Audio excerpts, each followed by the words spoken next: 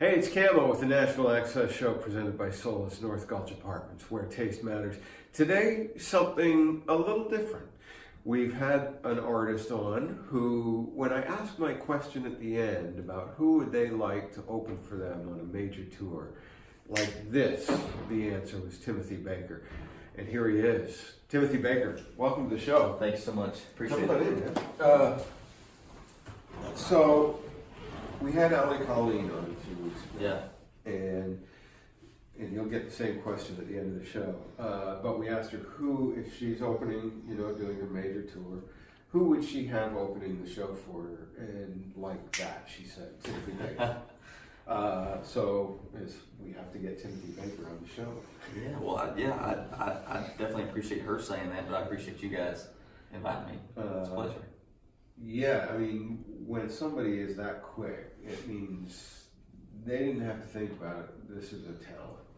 And you're from Kentucky? Yes, sir. You still living up in Kentucky? I actually moved. I moved here to Nashville. July made 1 year, so last July I moved here. Yeah, but loving it. Yeah. Mm-hmm. How are you fitting in with the pace of things here, musically and? I think it took probably a few weeks to sort of get adjusted to everything. Yeah. And as far as the traffic was the biggest, of course, as always. You ask right? anybody that lives here, the traffic is the right. biggest. Yeah. But it's been great. I spent the first really 6 months of being here. I was playing probably 5 times a week downtown, and in Music Valley over in that place, and towards Opryland. Yes, and so like Scoreboard, where I first started playing with Allie. And that was what I was doing. I was playing as often as I could, and that's what I wanted to do when I got here. I was trying to, if I could find some way to just play and not have to get a second job or a real job, as most people would say, then I was going to do that. So I was just taking any gig I could find, and then finally got into a group of some guys I've been writing with. And then recently signed a publishing deal a few months back. Congratulations. So, thank you very much. Who are you with? So I'm with an independent company called Blue Springs Music, which is run by my good buddy Roger Springer, who was once a staff writer for EMI back in the heydays of the 90s. Where everybody in Nashville was making money. Exactly. Even the bad writers were making money. Right. When every record went gold or platinum, just about, And it was that time too where vinyl was being phased out, so everybody was getting rid of their vinyl and buying CDs. So labels loved it because they're making money twice. Right, exactly. And everybody was making money twice. Yeah. Yeah. Those are days. The stories that I've heard from all those guys that it was just like, man, it was a different world back then. Well, congrats on getting the publishing deal. That's always kind of a big step. Is you get here and it kind of means that people get you as a writer, and then a lot of people use that publishing deal to kind of leverage an album. Right. Yeah. And thank you for that. And it's been a really cool journey just to see, just from the songs that we've been writing, that I've been writing with those guys I've been writing with, and that's sort of what we've been doing. We're sort of going down that artist development route where all the songs that I'm writing right now, I'm always constantly thinking of, would this be a great fit, a song for me for an album project or something to put out to release myself. And so that's kind of what we've been doing. We've been in the studio a few different times with some of the songs that we've written, and so now it's just like these songs are coming to life, and it's more of an idea of when is the best time and the best method to get these songs to the public. So. Explain to people what a publishing deal is, because a lot of people watching will hear us talking all the time about getting a publishing deal, and what is that entail? Yeah, so a publishing deal basically as a songwriter means that now instead of me when I write songs, instead of me sort of being the only person who would sort of own the copyright to this song, what a publishing company brings to the table is the ability to get your song to different outlets, if that means having a song plugger to pitch material to a different artist, or and so it also allows me, so they pay in advance a draw, which allows me to once again not have to get a real job, you know.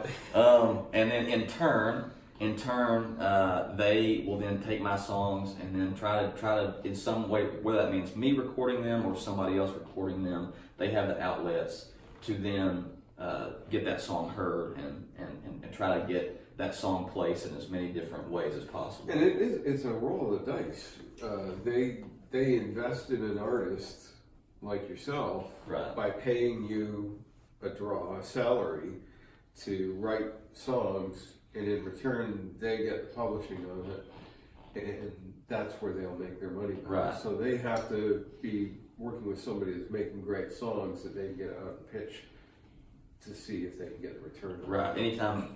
Anytime that a publishing company signs a writer, it is a gamble. It's Yeah. you know, they don't know if they're going to make that money back. Yeah. And all, you know, in a perfect world, hopefully they will, Yeah. and hopefully, you know, a song or two or whatever will get a big break and end up paying for itself. But it's you know, I love the fact that Roger, from the first time that I met him, he believed in my songs, he believed in me as an artist and as a person, and so it's a very validating thing, you know. Like when I moved here to town, I was kind of hoping that eventually I would get some sort of publishing deal, not just to help me pay the rent, but also just, you know, just as some other step up the ladder, you know, and so just to have that support, that extra layer of support is really meaningful, you know? Yeah. And you mentioned you've done the honky tonks down on Lower Broadway, and that's grueling, or it can be. It can be very yeah. grueling. Yeah, absolutely. I moved here in July, and then from August until probably October, really, I was only playing in Music Valley, so I was playing, but I wasn't playing that much. And then once the Broadway gigs opened up in October, at that point I was going down there probably 2 or 3 times a week, and then playing 3-hour sets by yourself. Sometimes 3 hours can end up feeling like a long time. So I did that for what else can I say? right, exactly. It's like, how many songs can I possibly remember? And it was fun in the fact that the crowds on Broadway are always, it doesn't matter. I was playing sometimes Thursday mornings from noon till 3, and there were always people coming in and singing along, requesting songs. So that definitely made it worth its while, you know. You have to have a pretty big repertoire to be taking requests from drunk people. Absolutely, yeah, and you know, sometimes you can't please everybody, Yeah. as the old saying goes. But luckily, you know, so my background playing country music was that I really started doing YouTube covers. Right. And so then I would take requests. People, when I was in high school, people would request songs, so I would learn those songs and I would put them up on YouTube and try to see if anybody cared enough to watch. Mm-hmm. And so then by doing that and the variety of songs I would learn definitely helped when people would start requesting stuff on Broadway. You know? Nice. What was your worst experience playing down on Lower Broad? Well, you know, sometimes, and I think that some people who are not musicians to begin with, but then B, are intoxicated, that mix can definitely create some interesting situations. And so that's a polite, you know, exactly. Yeah. And I've had a couple different instances where, you know, I've been singing maybe in the middle of a song, and then someone meanders on stage, and then they start singing without being asked or without asking first, you know. And so sometimes that happens, but I try to just be as positive as possible and just go with it, you know, roll with the punches, and so in my mind I'm thinking different things, but you know, you just play it off like it was meant to happen. And everybody's a critic too. Right. You suck. Yeah. Luckily, I've not had anything thrown at me from the stage, Yeah. but yeah, you can see a lot. You see a lot from the stage. But it's a great opportunity to, when you're doing so many covers, when you're performing covers like that, most of the time they're some of the best songs ever written. Yeah. So to my way of thinking, it improves you as a writer because you're constantly thinking about how those words are working together and how the song was written. And it's like doing stand-up. You know, you get used to hecklers and the worst possible things that can happen during a show. So when you've got a bigger show in front of a bigger, more important audience, then you know how to handle curveballs. Yeah, absolutely. and you know, I'm so thankful.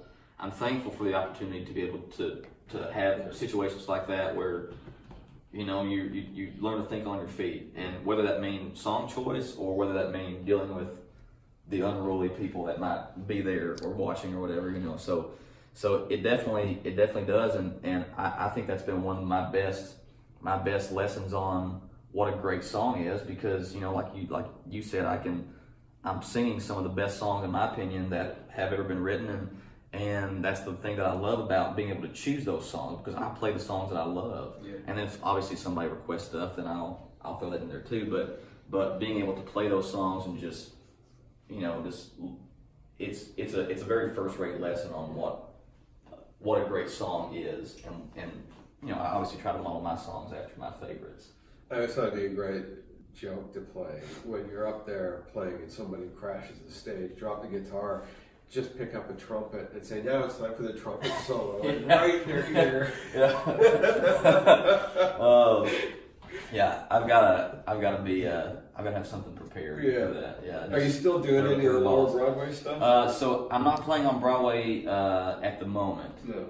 I took a break, and then once I started focusing on the writing aspect of things, you know, most of my gigs on Broadway at the time were during the day. Yeah. So I had a few days during the week where I really couldn't write. So now that's given me the opportunity to kind of open up my writing schedule. I still play at the Nashville Palace over in Music Valley behind Scoreboard every Monday night, but that's enough to keep me, you know. That's a cool venue, and it's one of the last places in town where you're hearing real country music. Absolutely. And see, I think the only place in town where you can wear a Stetson and not look like a tourist. Exactly. Yeah. You know? Yeah. It's a lot of Stetsons and Wranglers out there, and it's great. It is. I love that venue, and it truly is. It is a classic Nashville staple. It's a honky tonk, and you have so much history there that's on the walls. I mean, from the moment you walk in the lobby and you see the portrait of Randy Travis, and then you understand, okay, this is a place where a lot of stuff has happened. You know. Of course, for those that don't know, the Nashville Palace is where Randy Travis got discovered as a dishwasher. Mm-hmm. So that's pretty cool. Yeah.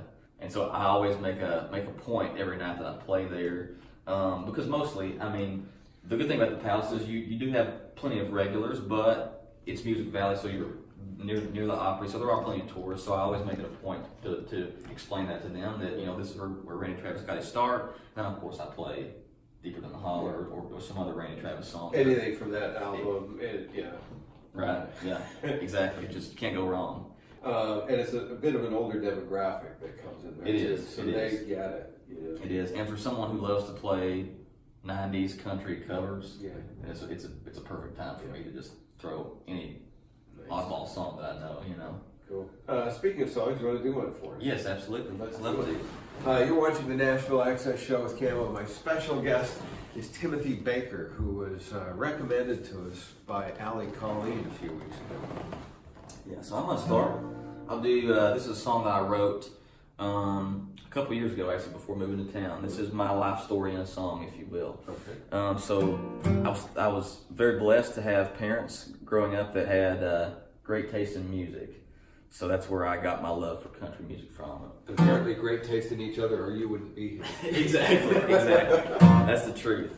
And so this is a song called Country Kid.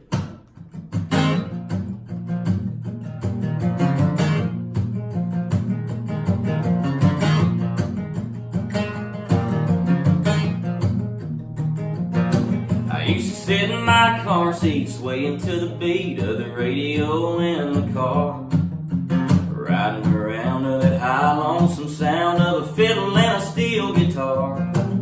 Well, I was 3 years old and too young to know about honky-tonks and broken hearts. But thanks to Mom and Daddy and the music they played me, I got a good head start. Yeah, I sing right along to every song old Hank and George Strait cranked out. Learning what giving good-hearted women and living was all about. I had humble beginnings with George Jones and Jennings, and I'm sure glad I did. It got in my blood when I was young, thank God I was a country kid.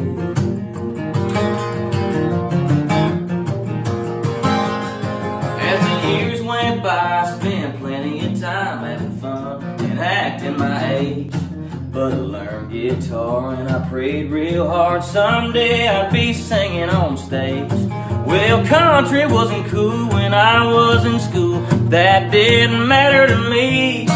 So I turned it up loud, I played it proud, cause that's what I was born to be.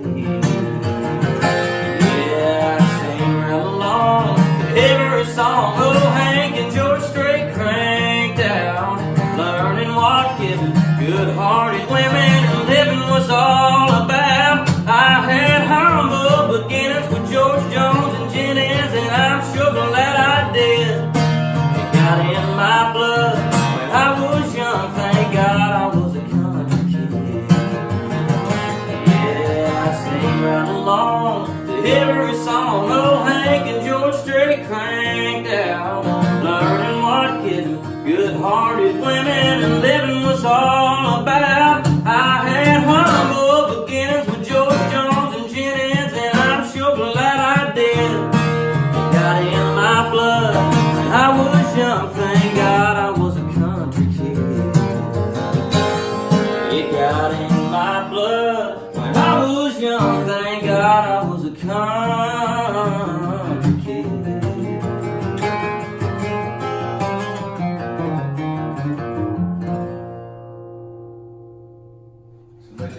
Thank you very much. Dropping a lot of names in there. Who are some of the names that kind of inspired you to take your chosen path? Yeah. So I actually grew up playing bluegrass music first, and being from Kentucky, exactly, that makes perfect sense. And so I grew up listening to a lot of bluegrass records of Ricky Skaggs and guys like that, the classics like Bill Monroe, Flatt and Scruggs and stuff. And then I was probably 12 or 13, actually younger than that. I was probably 10 years old. I remember my dad had the George Strait 50 number ones, 2-disc set, and I had a portable CD player at that point. So any car trips, man, I wore those CDs out. And so George Strait was my first big country influence, and so then once I really dove into songwriters and other country artists, guys like Brad Paisley, just his guitar playing, his songwriting ability, and just his singing too was always something that I was drawn to. So when I started writing music when I was about 16, he was one of my first songwriting influences, just the way he would craft a song. And so then, you know, the farther I would dig into other country artists, I go to the classics: George Jones, Merle Haggard, Waylon Jennings, those guys, and I mentioned those in the song. And I would find my dad had like some of the greatest hits CDs of those guys, and so that's where that's what I cut my teeth on musically. And so all that, you know, just one big little patchwork quilt, if you will. Do you think you were born out of your time? You know, in some aspects, yeah.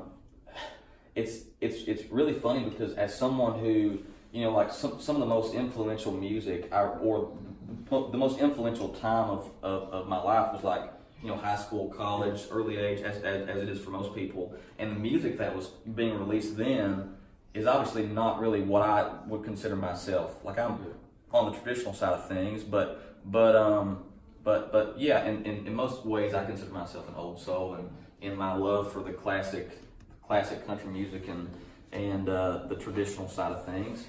But I do appreciate, you know, I appreciate all the different influences that are in country music today too. We always talk about this, and country music has always been a very big tenet. Right. And it's one of the few genres that it can take urban stuff, it can take R&B, it can take Latin, it can take everything and bring it in and make it country music. Now, you always get the guys saying, that ain't country. Well, it is. You don't have to like it or listen to it. Because there's other stuff out there. Yeah. If you want to listen to traditional country, there are some incredible new artists like yourself, traditional country artists. If you like the more R&B sound of country, you can listen to nothing but that. It's just, I think country music is the last genre of music to start fragmenting within itself. I mean, metal has done that for years. And every other genre of music seems to have done it. Country's kind of the last one to do it. So, yeah, it is country. Just find the one you like and listen to it. Exactly. And the way I always think, I always say good music is good music. And so people like what they like. And so the great thing about country music is that there is room for everybody, and there's room for everybody that likes different styles, I mean, when Cash used horns in Ring of Fire, there were the guys at that time saying, that ain't country. Exactly, yeah. What's that Mexican stuff doing in here? And it now it's revered as one of the great country songs of all time. Absolutely. So, there's always going to be haters. Right, and I see nothing wrong with experimenting, and everybody finds different ways to forge new sound and stuff. So it's always Hank Jr. brought in tons of different influences. Right. New Orleans jazz and blues and just and people say, oh, he's really country. Well, yeah, of course he is. He's doing all sorts of different stuff. Yeah. Are your parents proud of what's happening with your career? Thankfully, yes. And they have been, without a doubt, my biggest supporters from the beginning. I haven't, even though I've played music my entire life, and my dad really is the reason that I still play and that I played in the beginning, because when I was probably 5 or 6, and he saw that my sister and I both had a sort of a knack for music and an interest in it. So then he took that and took us under his wing, and he was playing in some different bluegrass gospel groups at the time, and stopped playing with them so that he could play with my sister and I. We had our own little family group, and so it's great to know that they are behind me every step of the way, and so I'm super thankful for that, and for their influence and for their guidance, but it's a great feeling to know that they're very supportive of whatever might come my way in all this. When you decided I'm going to Nashville to make music,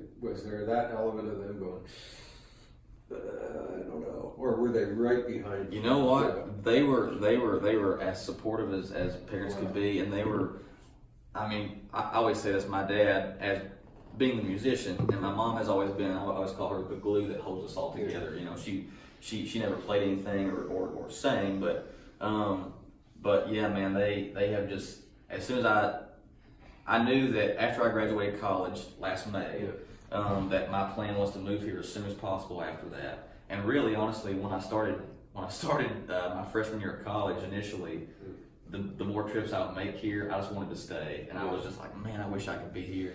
But my dad was just like, and my mom both, they were just like, absolutely, and so they helped my girlfriend and I move down here, and they still visit every few months and come see me play and stuff. So it's funny, and I've experienced it because I lived in the UK and was coming here. A lot of people from all over the place, US and other countries, come here and experience that withdrawal. You're busy the whole time you're here, trying to make connections and meet people and do a songwriter round or do this, do that, and then you go home and you feel like you're wasting your time. Is that the same kind of thing you felt? Well, I just gotta be back there. I gotta be back there. Right.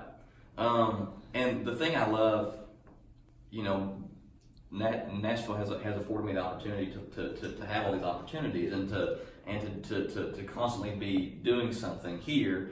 But so the first few trips that I would make home, I kind of felt that because as a songwriter, you kind of always have your antenna up looking for stuff. But now, especially 1 year in, after kind of going so quickly every week, hitting each week so hard, when I get to go back home now, I kind of see it as a sweet relief, you know, just as finally it's like a small vacation, if you will, from this life. You flipped. You were coming here and not being able to spend enough time here, right? And now you're here all the time, and you're busy doing what you do here, right? It's a bit of a break when you go back. It is, and so I'm actually planning the end of this month. I'll be back in Kentucky. So you know, I'm always thinking about that. It's always so good to go back home, but you know, while I'm here, I'm always in the work mode. You know, getting stuff done. So, how did you come across Allie, or how did she get to know you? Yeah, so end up writing together. Yeah, so I was in college, probably sophomore or junior in college. It was about 3 years ago, and at the time, like I said, I actually started doing YouTube covers. So I had posted some stuff on social media, and I'd made some connections of some people that lived here in Nashville, and a friend of ours, a mutual friend of Allie and mine now. I didn't know either of them then, but he was organizing a songwriter round here in town over on DeMonbrin Street, and that was the first night that I met her. I didn't know her prior to that, and then we played in that round together that night, and you know, I just from the first time hearing her songs and knowing that she was close to my age, it was just her voice was so unique and so good, and the songs that she had written too were fantastic, and so then we exchanged information after that night, and then a couple months after that, she actually reached out to me on Facebook and was like, hey, so I'm playing these gigs on weekends at the Scoreboard, and if you would want to come down and share the set with me, you're more than welcome to. And so that was really the first, you know, she was the first person that gave me an opportunity to regularly come to town and give me a place to play, and so then we just built that friendship from there. I would come down every single month if school would allow, and then my family would come down too, and so we'd make a big trip out of it every single month. But yeah, so I'm really, really thankful for her giving me that opportunity to be here, because that led to so many other gigs in town, you know? I like the loyalty that when I asked her that question, she didn't even take a breath. It was just Timothy Baker. And, you know, to have that relationship that goes back a few years, that she kind of brought you in and helped you get here. Yeah. And to be loyal to you and just say, this is the guy, this is who you need to talk to. That's pretty cool. It's really cool. It is. Yeah. It is. Yeah. And it's not as rare here as people think, but it still isn't common. Mm-hmm. It happens a lot, but not as much as you would hope. Right. And the cool thing, I mean, you know, Allie is she's an amazing artist and a songwriter, but just as a person, she's a fantastic person when you meet her, and that's what I love about Nashville is that there is this huge community. People on the outside kind of see it more as a competition, and I guess some people who come here can make it into a competition, like you're always trying to get more gigs than the next guy. But I've learned that, you know, if you meet the right people and if you stick behind those people, they're going to do the same for you, and they're going to return the favor. And so, like, it's really neat to see that actually happen. You know, be a part of that. You want to do another song? Yeah, absolutely. I'd love to. So this I'm gonna play this song that I wrote with my friend Roger Springer and a friend of ours, Jake Worthington from Texas. And Jake. Yeah. The contestant on The Voice. We've had him in here. Yeah, man, he's a good friend of mine. Solid hockey talker. He sure is, man. And it's funny, for such a young guy, he has all the patter down that you would expect from George Jones. Like he's just this guy out of the world. He's just He really is, and it's so funny because I've been a fan of his for a few years after seeing him on The Voice and knowing the songs he put out, and then I've been writing with Roger for a couple months, and he said, "Hey, a friend of mine named Jake Worthington is going to be coming to town next week. Do you want to write with us?" And I was like, "Absolutely, I do." So then we've made a good friendship since then, and I know that he's proud of this song too, and I am as well. And we were just happy to be in the room that day and to have this one come down. This is one called "The State You Left Me In." Timothy Baker.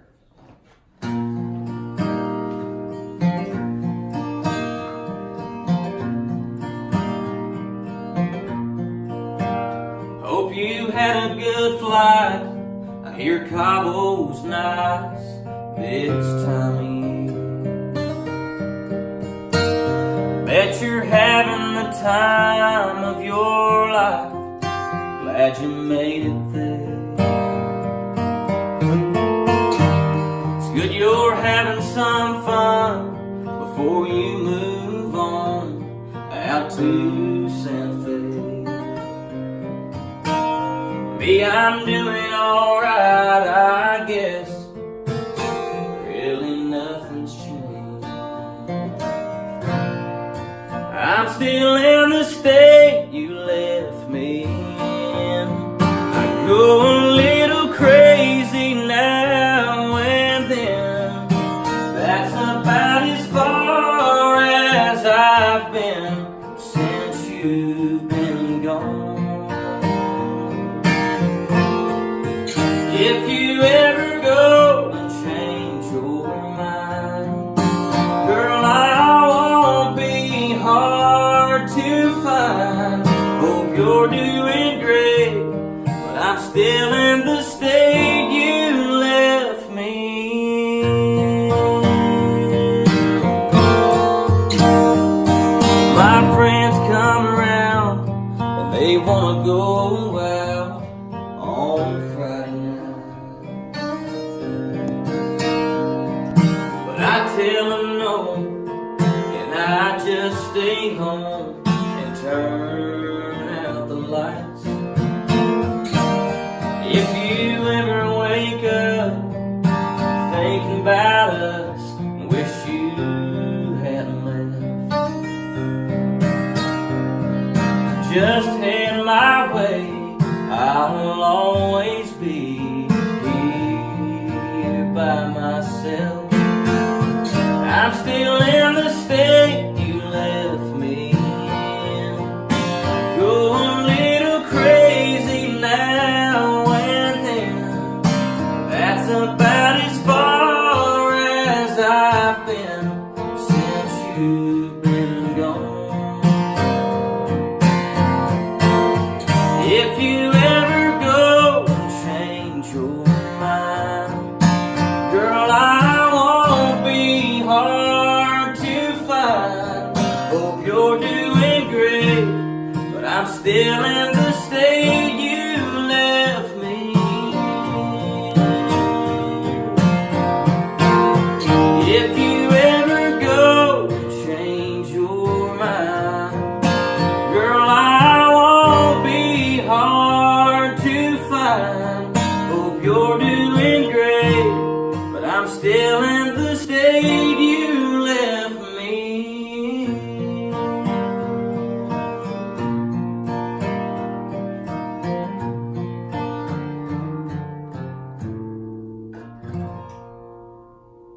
That's a beautiful song. Thank you very much. And it's a George Strait hit. Seriously. Appreciate that. I can totally hear Strait doing that. Because it's got that kind of feel. You should pitch it. What's your publisher We on just that? might.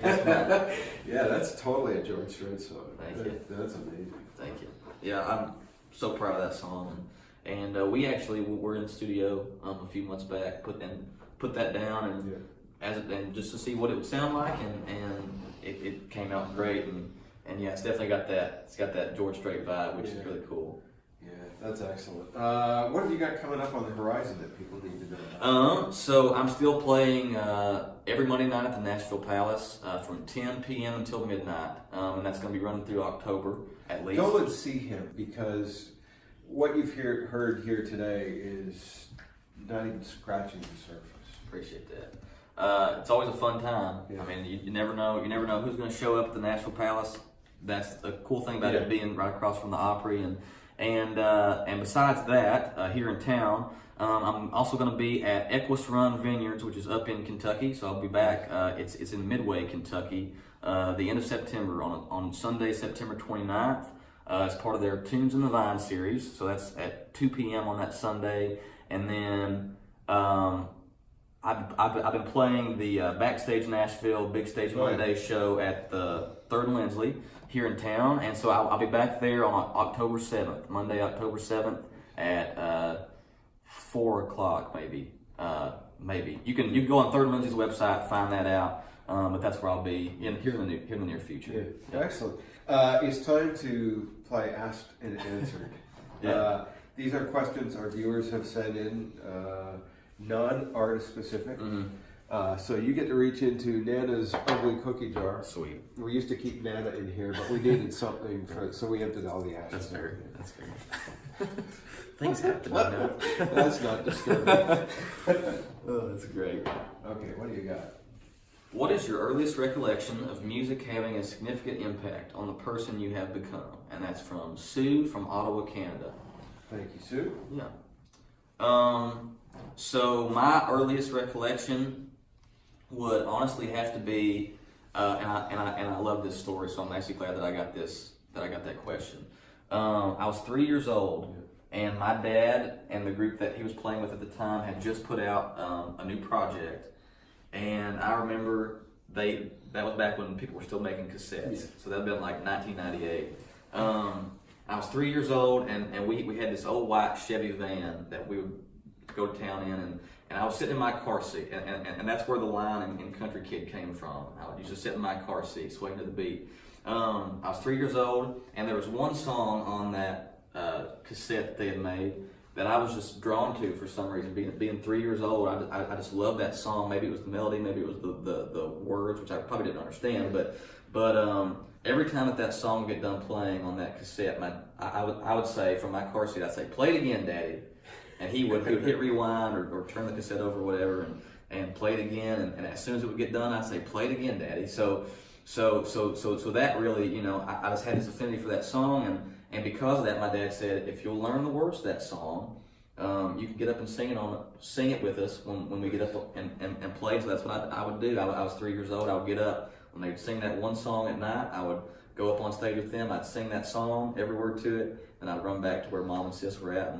And so then that was my first time being on stage. That was my first time really performing. I guess you could say. I was only 3, so I was probably screaming into a microphone, but for my dad to sort of see that music was a big part of my life, or was going to be in the future, definitely had probably the biggest impact musically on me, and still to this day, I just love that story, and love that was my childhood experience.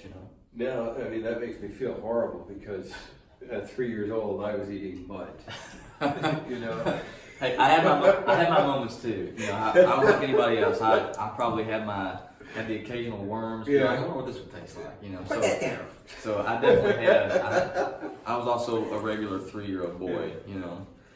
So now comes time for the Allie question. You are doing your first national headlining tour. Who opens for you? So normally. And the funny thing is, had I not known about Allie's answer and stuff before, I probably would have said the same thing about her. I actually feel that she'll probably be, by the time that if I ever get a national tour, she'll probably already be on her own national tour, her own headline thing.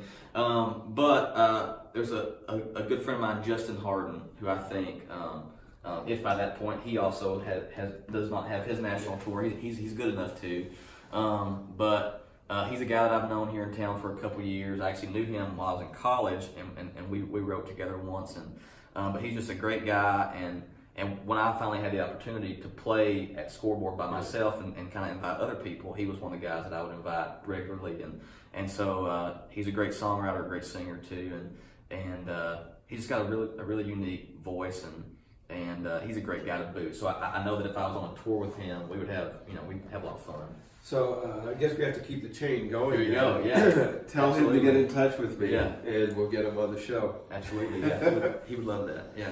Sweet. Man, thank you for being here. Thank you so much. Timothy Pleasure. Baker, ladies and gentlemen, have you got stuff out that people can buy? So I do have a previous release. I recorded my first album in 2014, the summer of 2014. So it's been a while, and then I had a single that came out after that. But both of those releases are available anywhere you download or stream music. So if you type in my name, Timothy Baker, on Spotify or iTunes or anything like that, you'll find those songs. We'll get one of the songs up on our Spotify playlist as well. Yeah, absolutely. So people can discover that. Man, thank you for being here. Thank you It's so a much. real pleasure. Absolutely. Pleasure on mine. Make sure you check him out. Timothy Baker, Spotify, Apple Music, anywhere you can get music. You can stream it millions and millions of times, so he can afford to then buy a cup of coffee, or you could just go out and buy it, which, you know, you can That would help. Yeah, Yeah. that helps a lot. And watch for him in the future. I guarantee you're going to be seeing his name either on writing credits for some very big names or as an artist in your own right. Man, pleasure having you here. Absolutely. Thank you so much. Thanks for watching the Nashville Access Show with Camo. Make sure you catch me every Sunday at midday on Chris Country all across the UK following the Bobby Bones Show, and every Thursday morning at about 9:30 with Jody Crosby and John Wolfe on 88.9 Tamworth FM in Tamworth, New South Wales, Australia. We'll see you next time. Thanks for watching. Thank you.